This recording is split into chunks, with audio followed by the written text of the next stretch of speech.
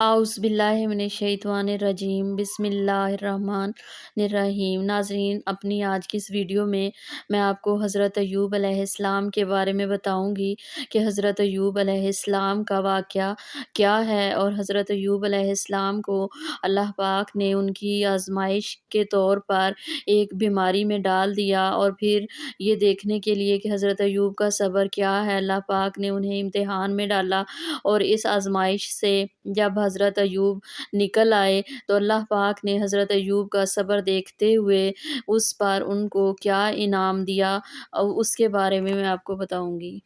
हज़रत अय्यूब अलैहिस्सलाम को इब्तिदा में अल्लाह ताला ने हर लिहाज से दुनिया की आसूदा हाली अता फ़रमाई थी। रिज़्क़ की फ़राखी इस कदर के 3000 ऊँट, 3000 घोड़े, 1000 बकरियाँ, 500 हशम ख़द्दम और फलों के बहुत बड़े बागात अता किए थे।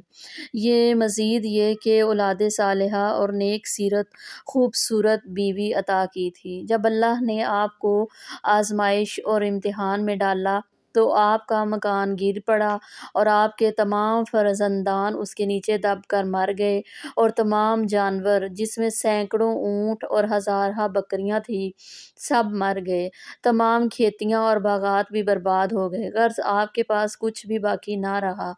आपको जब इन चीज़ों के हलाक और बर्बाद होने की खबर दी जाती थी तो आप हम्दे इलाही करते और शुक्र बजा लाते थे और फरमाते थे कि ये मेरा क्या था और क्या है, जिसका था उसने ले लिया। जब तक उसने मुझे दे रखा था मेरे पास था, जब उसने चाहा ले लिया। मैं हर हाल में उसकी रज़ा पर राज़ी हूँ। इसके बाद आप बीमार हो गए और आपके जिस्म मुबारक पर बड़े बड़े आबले पड़ गए। इस हाल में सब लोगों ने आपको छोड़ दिया, बस फ़क़्त आपकी बीवी जिसका नाम रहमत बिनते इब्राहीम था, जो हज़रत यूसुफ़ अलैहिस्सलाम की पोती थी, वो आपकी खिदमत करती थी। साल हा साल तक आपका यही हाल रहा। आप आबलों और फोड़ों के ज़ख्मों से बड़ी तकलीफ़ में रहे।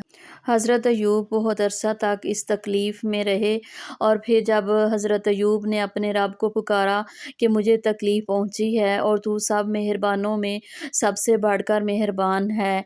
आपने फ़रमाया, ए अल्लाह, मैं आज तेरी पनाह चाहता हूँ, तो मुझे अपनी पनाह में ले ले। और आज मैं आज़माइश की मशक्क़त से निजात चाहता हूँ, मुझे छुटकारा अता फ़रमा। और आज मैं तेरी मदद चाहता हूँ, तू मेरी मदद फ़रमा। और मैं आज तेरी नुसरत चाहता हूँ, तेरे दुश्मनों और अपने दुश्मन पर तू मेरी मदद फ़रमा। ए अल्लाह, मैं आज तेरी मदद का तलबगार हूँ, तू मेरी आनत फ़रमा।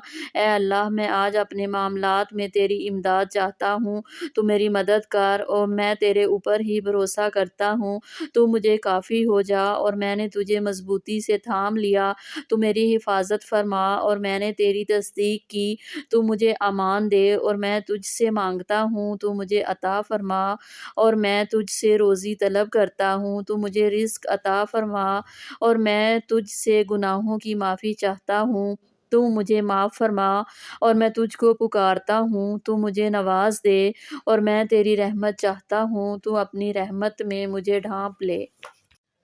जब आप खुदा की आज़माइश में पूरे उतरे और इम्तिहान में कामयाब हो गए तो आपकी दुआ कबूल हुई और अल्लाह पाक ने फ़रमाया कि ए अय्यूब, अपना पाँव ज़मीन पर मारो। आपने ज़मीन पर पाँव मारा तो फ़ौरन एक चश्मा फूट पड़ा। हुक्म इलाही हुआ कि इस पानी से गुस्ल करो। चनाचे आपने गुस्ल किया तो आपके बदन की तमाम बीमारियां दूर हो गईं। फिर आप 40 कदम दूर चले तो दोबारा ज़मीन पर कदम मारने का हुक्म हुआ। ये आपके कदम मारते ही एक दूसरा चश्मा नमूदार हो गया, जिसका पानी बेहद ठंडा, बहुत शीरी और नहायत लजीज था। आपने वो पानी पिया तो आपके बातन में नूर ही नूर पैदा हो गया और आपको आला दर्जे की सेहत और नूरानियत हासिल हो गई। अल्लाह ने आपकी तमाम औलाद को दोबारा ज़िंदा फरमा दिया और आपकी बीवी को दोबारा जवानी बख्शी और उनकी कसीर औलाद हुई। फिर आपका तमाम हलाकशुदा माल मवेशी और असबाब और सामान बागात आपको सब कुछ वापस मिल गया, बल्कि पहले जिस कदर माल और दौलत का ख़जाना था उससे कहीं ज़्यादा मिल गया।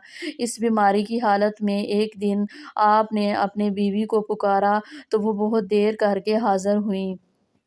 اس پر غصہ میں آ کر آپ نے ان کو 100 درہ مارنے کی قسم کھا لی تھی۔ تو اللہ نے فرمایا کہ اے ایوب، آپ 100 تنکوں کی جھاڑو سے ایک مرتبہ اپنی بیوی کو مار دیجئے، اس طرح آپ کی قسم پوری ہو جائے گی۔